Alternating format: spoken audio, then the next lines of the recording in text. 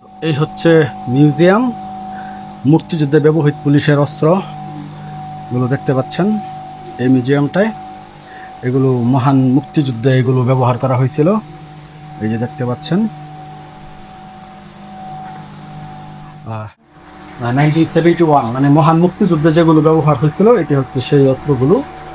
এই অস্ত্রের যে আপনার বুলেট দেখতে পাচ্ছেন, এই অস্ত্রের যে বুলেটগুলো সেগুলো এখানে রাখা আছে।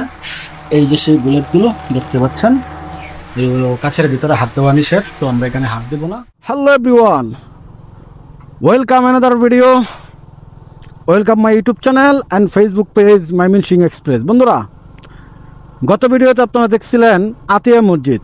সো এই এখন যে ভিডিওটা হচ্ছে এটাতে দেখতে পারবেন মহেরা যে জমিদার বাড়ি আছে ওইটা। সো আমরা এখন মহেরা রাস্তায় ঢুকে গেছি, জমিদার বাড়ি যে যাওয়ার যে রাস্তাটা এটা, তো রাস্তাটা অনেক সরু রাস্তা। আসলেই আগেকার স্থাপনাগুলা ছিল বা আগেকার বসতি গড়ে উঠতো নদী কেন্দ্রিক।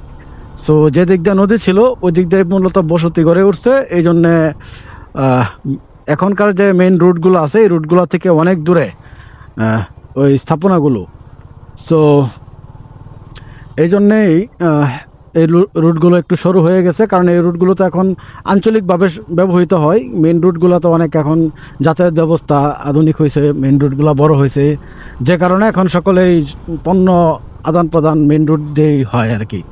তো যে কারণে এখন নদীমাতৃক যে শহরগুলো বা নদীমাতৃক যে আগে স্থাপনাগুলো আছে ওইগুলো এখন এরকম ছোট যে রাস্তাগুলো আছে ওইগুলো দিয়ে হয়েছে।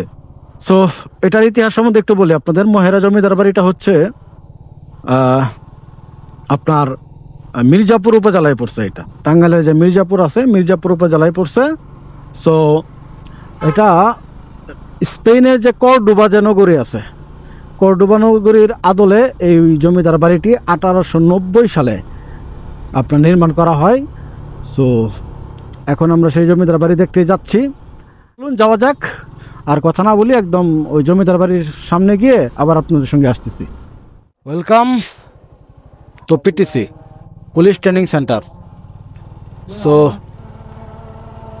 আমরা চলে আসছি, তো আপনারা দেখতে থাকুন। এই যে পুকুর ঘাট, এই হচ্ছে সেই রাজবাড়ি। সো এটাই হচ্ছে মেইন গেট। আমরা এখন এই রাজবাড়িতে যাব। সো আপনারা দেখতে থাকুন। তো বন্ধুরা, দূর থেকে দেখতে পাচ্ছেন এটাই সেই জমিদার বাড়ি, এটাই সেই স্থাপনা। সো আমরা এখন যাবো, ওই দিক দিয়ে ঘুরে যাবো। এটা এখন ওই যে ওই পাশে পুলিশ ট্রেনিং সেন্টার করছে, আর এই স্ট্রাকচারগুলো এখনও ওইভাবেই রাখছে। আর এইগুলো পুকুর ঘাট। এখানে আরও ভিতরে আরও 2টা পুকুর আছে। এখানে দেখতে পাচ্ছেন এখানে পুলিশের যে ট্রেনিং গাড়িগুলো আছে ওইগুলো এখানে রাখছে, বাট এখানে আদার্স আরও বিষয় আছে, ওইগুলো আপনাদেরকে জানাবো। তো চলুন যেতে থাকি। আর এটা তো পুলিশ ট্রেনিং সেন্টার এখন এখানে, হ্যাঁ এটা পুলিশ ট্রেনার সেন্টার এটা এখানে এটা আছে।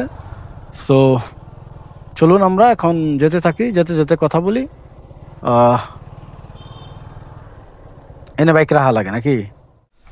সো বন্ধুরা, এই হচ্ছে মহেরা জমিদার বাড়ির যে মেইন ফটক, সিংহ গেট। এটাই হচ্ছে সেই সিংহ গেট দেখতে পাচ্ছেন। তো এটার স্থাপত্যশৈলী হচ্ছে 1890 সাল।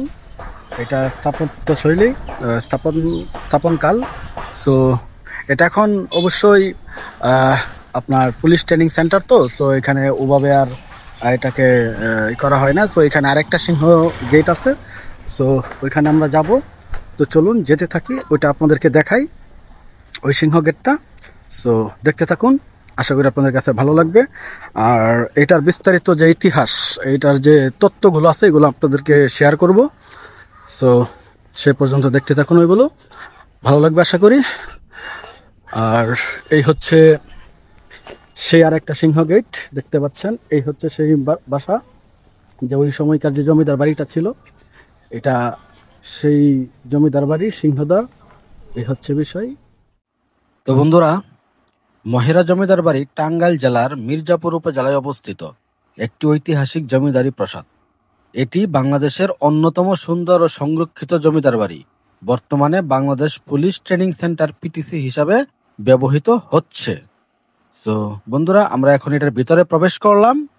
এই যে দেখতে পাচ্ছেন ভবনটা, এটাই সেই জমিদার বাড়ির ভবন। এখানে এরকম আরো 5টি ভবন আছে।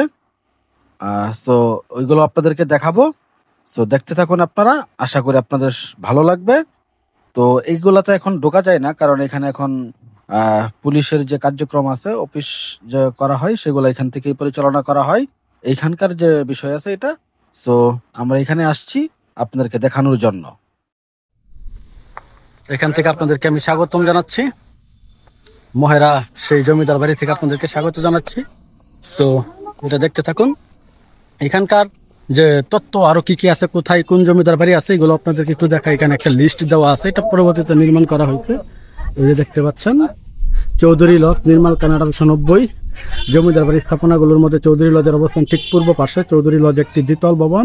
ভবনটিতে রয়েছে সুপরিসর মোট 6টি কক্ষ। চৌধুরী ভবনের প্রধান ব্যক্তিত্ব ছিলেন সুধীন্দ্র কুমার রায় চৌধুরী। বর্তমান ভবনটি পিটিসি কর্মকর্তাদের অফিস হিসেবে ব্যবহৃত হচ্ছে। ভবনটি দ্বিতীয় উপরিভাগে ফুলের যে এইগুলো আছে, এগুলো করা কাজ করা আছে।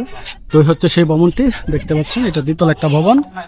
সো এই হচ্ছে সেই ভবন দেখতে পাচ্ছেন, কি সুন্দর কারুকাজ। এই হচ্ছে সেই কারুকাজ, সেই দাঁচের, ঠিক আছে, 1800 দশকে যে দাসটা ছিল সেই দাঁচের এই ভবনগুলো। সো আর এখানে আমাকে দেখতে পাচ্ছেন। সো আশা করি ভালো লাগবে আপনাদের ভিডিওগুলো। তো সে পর্যন্ত দেখতে থাকুন। হ্যাঁ, আর আমি আসলে আমার ড্রেস আপ চেঞ্জ করি নাই, কারণ এখানে বেশিক্ষণ সময় থাকা যাবে না, তো এই জন্য ড্রেস আপটা চেঞ্জ করি নাই। আর তো দেখতে থাকুন। হ্যাঁ, তো বন্ধুরা দেখতে পাচ্ছেন খুব চমৎকার একটি পানির ফোয়ারা। এখানে কালারিং পানি আপনার করে রাখা হয়েছে। পানির মধ্যে হয়তোবা রং মিশানো হয়েছে, যে কারণে পানির কালারটা আপনি একটু হালকা গোলাপি বা লাল টাইপের যে কালারটা হচ্ছে সেটা। তো এটা পরবর্তীতে সংযোজন করা হয়েছে, এটা অরিজিনালি ছিল না। সো বন্ধুরা, এই যে দেখতে পাচ্ছেন এই ভবনটা, এটা আপনার ওই আমলেরই ভবন। তো চলুন এর ফাঁকে মহেরা জমিদার বাড়ির প্রতিষ্ঠাতা সম্পর্কে আমরা একটু জেনে নিই। মহেরা জমিদার বাড়ি প্রতিষ্ঠিত হয় 1890 সালের দিকে। প্রতিষ্ঠাতা ছিলেন দুই ভাই, কালীচরণ সাহা ও রামচরণ সাহা, যারা ছিলেন ধন্যাঢ্য ব্যবসায়ী। তারা মূলত নীল চাষ ও অন্যান্য ব্যবসার মাধ্যমে বিত্তশালী হন এবং এখানে জমিদারি প্রতিষ্ঠা করেন। এই জমিদার পরিবার স্থানীয় শিক্ষা ব্যবস্থা, সংস্কৃতি ও ধর্মীয় কাজেও অবদান রাখে। 1971 সালে মুক্তিযুদ্ধের সময় পাকিস্তানি বাহিনী এখানে ঘাঁটি স্থাপন করে। পরে মুক্তিযোদ্ধারা আক্রমণ করে জমিদার বাড়ি দখল করে নেয়। এই বাড়ি মুক্তিযুদ্ধের ইতিহাসেরও গুরুত্বপূর্ণ। মোট 8 একর জমিতে বিস্তৃত প্রধান ভবনগুলো। 1 নম্বর চৌধুরী লজ, গ্রিক রেনেসাঁ শৈলীতে নির্মিত। 2 মহারাজা লজ, রাজকীয় স্থাপত্য শৈলী। 3 কলকাতা লজ, ব্রিটিশ ধাঁচের ডিজাইন। 4 আনন্দ লজ, চিত্তাকর্ষক ডিজাইনের ভবন। বাড়ির ভেতরে আছে বিশাল ফুলের বাগান, জলধারা, নাট্যমঞ্চ ও মন্দির। সো বন্ধুরা, এটাই আপনারা দেখতে পাচ্ছেন। মূলত ওই বললাম যে আপনার স্পেনের যে কর্ডোবার যে শহর আছে, ওই কর্ডোবা শহরের আদলে এই প্যালেস টোটালটাই করা। এই টোটাল যে প্যালেসটা দেখতে পাচ্ছেন, এই টোটাল প্যালেসটাই ওই কর্ডোবা শহরের আদলেই করা। সো এই হচ্ছে বিষয়। তো এখন এখানকার পুলিশ একাডেমি হিসাবে এখানে পরিগণিত হচ্ছে। বন্ধুরা, এই জমিদার বাড়ির একটি করুণ ইতিহাস বলি। 1971 সালে পাক বাহিনীরা রাজাকারের মাধ্যমে এই জমিদার বাড়িতে হামলা করে এবং এই জমিদার বাড়ির সর্বশেষ যিনি বধূ ছিলেন, মানে সর্বশেষ যিনি রানী ছিলেন, তাকে সহ আরো 4 জনকে এলাকাবাসী হত্যা করেন। পরবর্তীতে মুক্তি বাহিনীরা আক্রমণ করে এই বাড়িতে এবং পাকিস্তানি বাহিনীদেরকে এখানে পরাজিত করেন। তারপরে এই জমিদার বাড়ি যারা তখনকার ছিলেন, তারা লোহজং নদী দ্বারা এইখান থেকে ত্যাগ করেন। সো এরপর থেকে 1990 সালে এটা পুলিশ স্কুল থেকে পুলিশ ট্রেনিং সেন্টারে উন্নীত করা হয় এবং এখন পর্যন্ত ওভাবেই ব্যবহৃত হচ্ছে। এই ছিল এর সংক্ষিপ্ত ইতিহাস। বন্ধুরা, হাই বন্ধু, তুমি কি করতেছ? ওয়াও ওয়াও, এই যে এটা হচ্ছে কামরুল হাসান বাবু। এই যে এই যে এই যে এই যে এই যে দেখতে পাচ্ছেন, এই যে বন্ধু, তোমার বন্ধুরে পাইছো এতদিন পরে। হ্যাঁ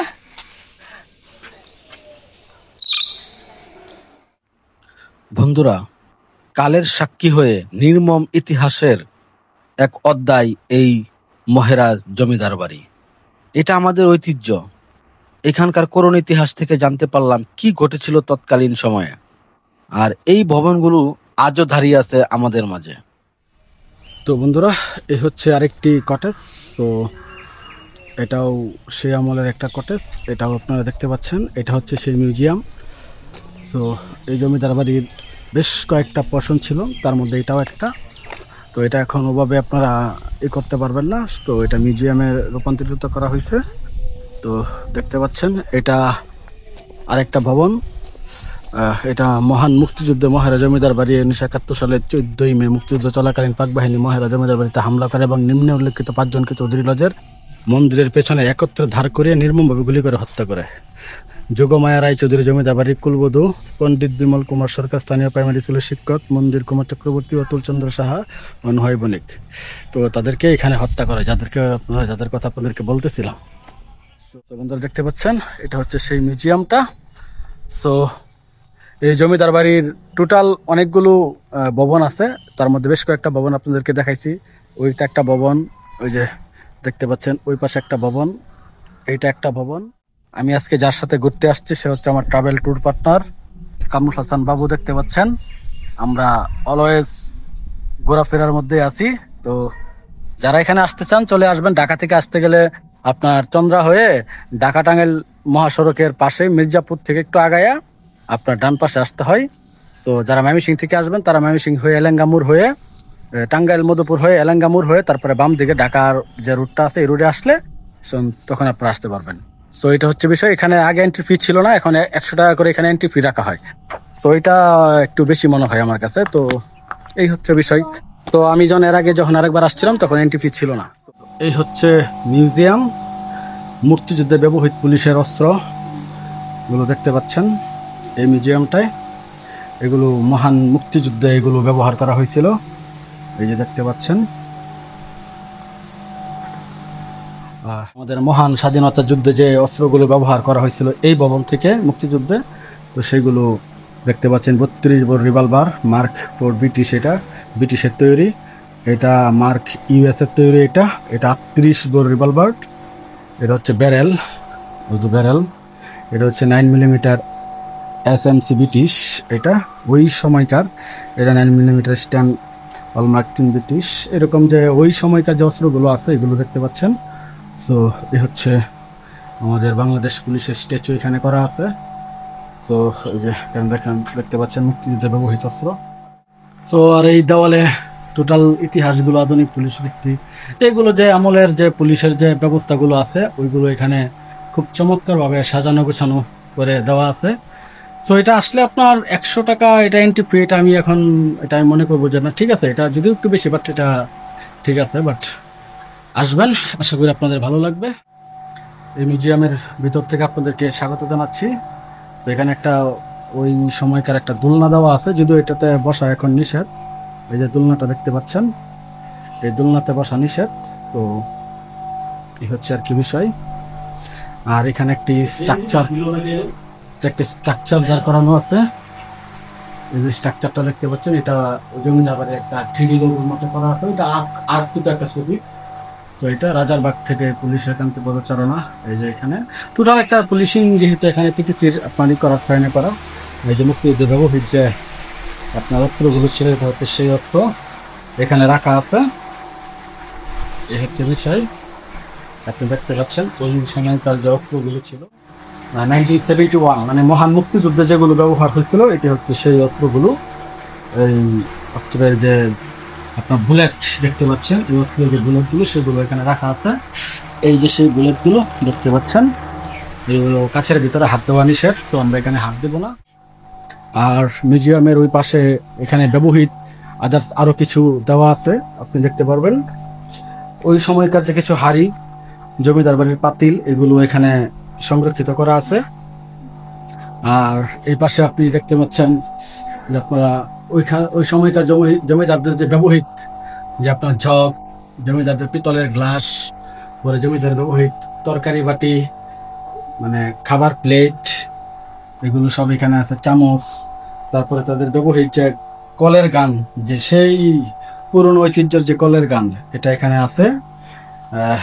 জমিদারদের ব্যবহৃত বদনা, জমিদারদের ব্যবহৃত কাঁসার পাত্র, এই যে দেখতে পাচ্ছেন, পিতলের ঘন্টা, ব্যবহৃত হুক্কা, এই হুক্কা জমিদাররা ব্যবহার করতো। সোরা গ্লাস মানে এতে তারা আপনার ওই পান করতো। মোম রাখার পাত্র, এখানে মোটামুটি সবকিছু মিউজিয়ামে রাখা আছে, ওয়েট আছে, কোনো কিছু নষ্ট হয়েছে না, যেগুলো আর কি সংরক্ষণ পাওয়া গেছে ওগুলো সংরক্ষণ করার চেষ্টা করা হয়েছে। কাঠের ভীম, জমিদার বাড়িতে যে ব্যবহার করা হয়েছে যে কাঠের ভীমটা, সেটা এখানে সংরক্ষণ করা আছে। এখানে সরতা, যে সুপারি কারা যে সরতা, ওই যে এটা এখানে দেওয়া আছে। তো মোটামুটি পানদানি, ঘটি বাটি যা আছে, পিকদানি, এগুলো সবকিছু এখানে রাখা। মিউজিয়ামের ভিতর থেকে আপনাদেরকে এইটুকু দেখাইলাম। মিউজিয়ামটা পরবর্তীতে যদি ওইগুলো স্ট্রাকচারগুলো পরবর্তীতে করা হয়েছে, মানে ডেকোরেশনটা করা হয়েছে, কিন্তু বিল্ডিংটা ওই সময়কার পুরনো বিল্ডিং, কিন্তু পরে স্ট্রাকচারটা চেঞ্জ করা হয়েছে। তো বন্ধুরা, এই হচ্ছে মহেরা জমিদার বাড়ির ইতিহাস। আরও ভালো কিছু জানতে চাইলে ইতিহাসের বই পড়বেন আর গুগল করে জেনে নেবেন। তো আজকে এই পর্যন্তই থাকুক, সকলে ভালো থাকবেন, সুস্থ থাকবেন। দেখা হচ্ছে নতুন আরেকটি ভিডিওতে কোনো কিছু ভালো লেগে থাকলে লাইক কমেন্ট শেয়ার করবেন এবং কমেন্ট করে জানাতে ভুল করবেন না। ময়মনসিংহ এক্সপ্রেসের সঙ্গেই থাকবেন। যারা ইউটিউব চ্যানেল থেকে ভিডিওটা দেখছেন, চ্যানেলটা সাবস্ক্রাইব করে দেবেন। ফেসবুক থেকে যারা দেখছেন, ফেসবুক পেজটা ফলো দিয়ে দেবেন। আর অবশ্যই বাংলাদেশ প্রত্নতত্ত্ব অধিদপ্তরে যে আমাদের নিদর্শনগুলো আছে ওইগুলো ঘুরে দেখবেন, বিশ্ব দরবারে সেগুলো তুলে ধরবেন। সকলে ভালো থাকুন, সুস্থ থাকুন। টিল দেন, আল্লাহ হাফেজ।